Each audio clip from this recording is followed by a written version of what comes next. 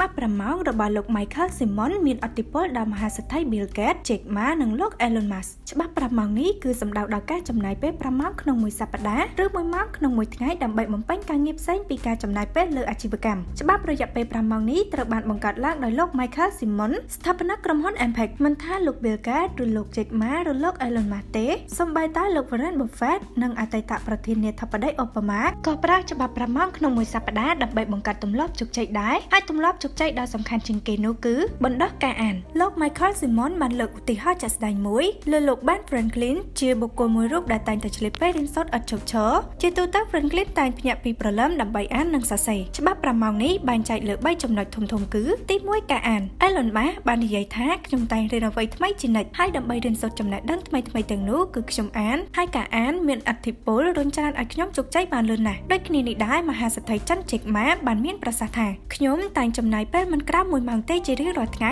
ដើម្បីអានហើយការអាននេះជួយឲ្យខ្ញុំពង្រីកវិសាលភាពនៃចំណេះដឹងខ្ញុំបានធំធេងណាស់ការអានគឺផ្ដល់ឲ្យអ្នកនូវការចាប់ផ្ដើមអ្វីដែលថ្មីអ្នកក៏នឹងអាចក្លាយជាអ្នកដឹកនាំដ៏មានឥទ្ធិពលអាចបង្កើតយុទ្ធសាស្ត្រដល់អ្នកក្រោមបង្គាប់ក៏ដោយសារចំណេះដឹងពីការអាននេះដែរទី2ការឆ្លុះបញ្ចាំងច្បាប់5ម៉ោងនេះក៏រួមបញ្ចូលការឆ្លុះបញ្ចាំងនិងការគិតដូចគ្នាដែរការផ្ដោតសំខាន់លើអតីតកាលផ្ដល់ឲ្យអ្នកនៅឱកាសដើម្បីរៀនពីកំហុសដែលអ្នកបានធ្វើក៏ដូចជាវាតម្លៃនៅអ្វីដែលអ្នកបានធ្វើយ៉ាងត្រឹមត្រូវទុកជាបទពិសោធន៍កុំឲ្យអ្នកដើរជាន់ដានចាស់ហើយខុសម្ដងទៀតការឆ្លុះបញ្ចាំងនេះទៀតសោតគឺផ្ដោតលើទស្សនវិជ្ជាក្នុងសង្គមសប្តាហ៍ថ្ងៃមានការវិវត្តអ្វីខ្លះការវិវត្តបែបណាដែលល្អការវិវត្តណាដែលអវិជ្ជមានហើយអ្នកអាចកែប្រែភាពអវិជ្ជមាននោះដោយរបៀបណាតើអ្នកត្រូវបង្កើតទម្លាប់ឬទង្វើតូចៗអ្វីខ្លះដែលនឹងមានឥទ្ធិពលកែប្រែបញ្ហាធំបានទី3ធ្វើការពិសោធន៍ឬសាក់លបងចំណុចចុងក្រោយនៃច្បាប់5ម៉ោងគឺការពិសោធន៍លោក Ben Franklin និង Thomas Edison បានក្លាយជាអ្នកច្នៃប្រឌិតនិងជាអ្នកបង្កើតគំនិតឈានមុខគេដោយសារតែការពិសោធន៍របស់ពួកគេយើងអាចមាន Gmail ប្រើប្រាស់រហូតដល់សប្តាហ៍ថ្ងៃនេះក៏ដោយសារ Google អនុញ្ញាតឲ្យបុគ្គលិករបស់គេធ្វើការដាក់ចេញនិងប្រើប្រាស់អ្វីដែលជាគំនិតពិសោធន៍សាក់លបងរបស់ពួកគេដែរហេតុផលដែលបង្ហាញថា